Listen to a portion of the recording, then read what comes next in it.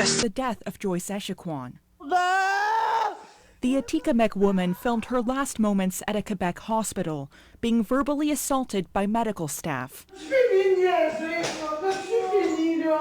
He's never registered. In over 34 hours, he's never checked on by medical staff, until finally he's discovered dead. He shouldn't have died that way in the first place. His cousin says the inquest doesn't answer all of his questions. The burning question is, why did he wait there 34 hours? To me, that's the truth. That's the truth that we seek. Sinclair was a 45-year-old First Nations man, a double amputee with chronic health problems, and a frequent user of Winnipeg's largest ER. But the inquest never did look into racism or stereotyping. That's where Sinclair's family lawyer says this falls short.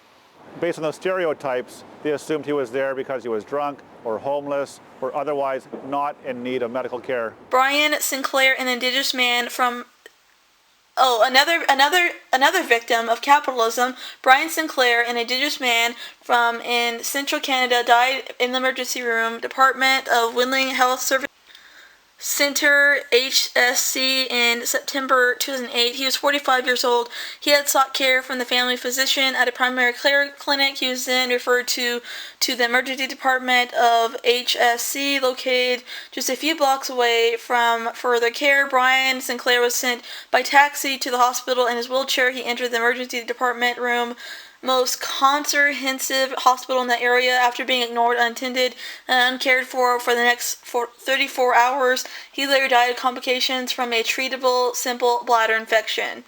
Numerous witnesses testified that the staff and the nurses and the doctors at the hospital made assumptions about Brian Sinclair, said that he was intoxicated, he was drunk, he was homeless, and had nowhere else to go. Nurses on shift while Brian waited in the waiting room testified they did not see Mr. Sinclair. However, that's a lie. The hospital's own video monitoring system showed many nurses walked right by him and looked directly into the patient waiting area where he was waiting in his wheelchair. He was simultaneously invisible and overly visible. As staff only saw stereotypes and assumptions, and which was used to justify ignoring him to death. Many of the emergency department staff called as witnesses reportedly said they were confident that racism was not a factor in Brian Sinclair's death because they treat everyone the same, which is a fucking lie. Contrary to the testimony of nurses, wait times and sightlines were not the cause of Brian Sinclair's death. Brian Sinclair died of racism. Brian Sinclair required a simple procedure and some antibiotics to treat a simple bladder infection that got out of control because the nurses were ignoring him, because they said that he was a drunk homeless person. They just assumed he was.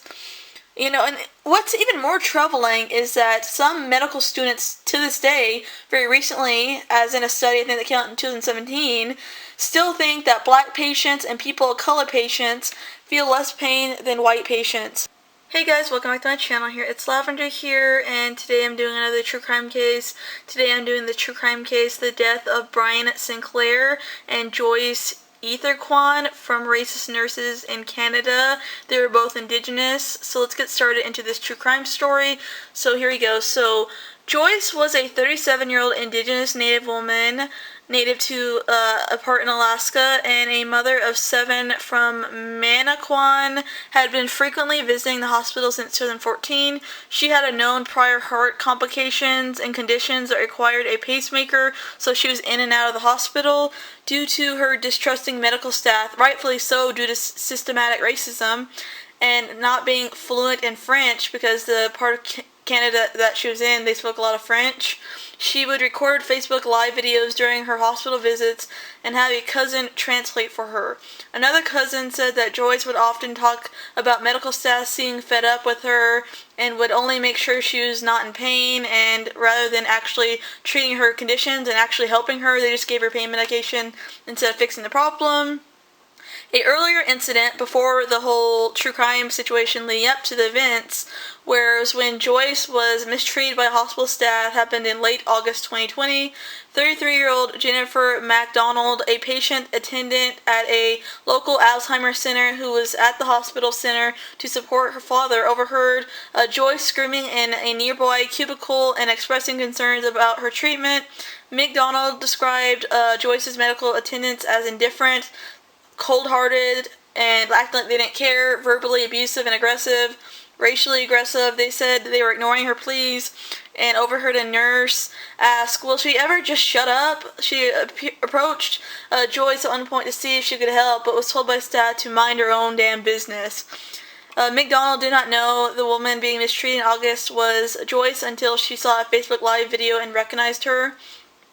Joyce was admitted to the hospital on September 26, 2020 for stomach pains. She was restrained to the bed and giving morphine despite her being against it on September 28, despite her concerns that she may have a huge allergic reaction to the morphine medication. She was given it anyways by the nurses because, again, they just wanted to treat her for pain, not actually help her because they were racist and fed up with her. Joyce live streamed for 7 minutes. On September 28. During the live stream, at least 2 hospital employees can be heard mentally abusing her, insulting her in French. Joyce was in severe pain from the allergic reaction. An employee asked her if she'd done acting stupid. You made some bad choices. Asked what would her children think of her if they saw her doing this and acting this way. Joyce was also told that she's only good for sex. The employees were the ones paying for this and that she was stupid as hell. Joyce died later that day. According to her family, she died from allergic reaction to the morphine medication that was given to her in the hospital. One employee, a nurse, was fired from her hospital on September 29th. A second employee, again, was fired on October 1st. There's this quote, they acted callously, they acted in a way that they knew was unsafe, they acted with hatred, they acted with negligence, and they killed a woman after uttering racist comments and racist slurs and plain racist, mental abuse overall. In the facility of law school, a professor in facility of law school and of epidemic and public health at the University of Ottawa. This is actually not the first time there's been accusations of systematic racism in healthcare. If you'd like to check out my video, it's a video previous to this, my YouTube video. It's called, on this subject of systematic racism, it's my video. It is called, Systematic Racism in Healthcare, The Victims of Capitalism Demand Justice. It's a video previous to this one. If you want to check it out, I do a deep dive video into how this is a huge, major problem that's, not being brought to light. So I wanted to bring it to light. So if you guys like this video, don't forget to comment, like, and subscribe. Bye guys, next video.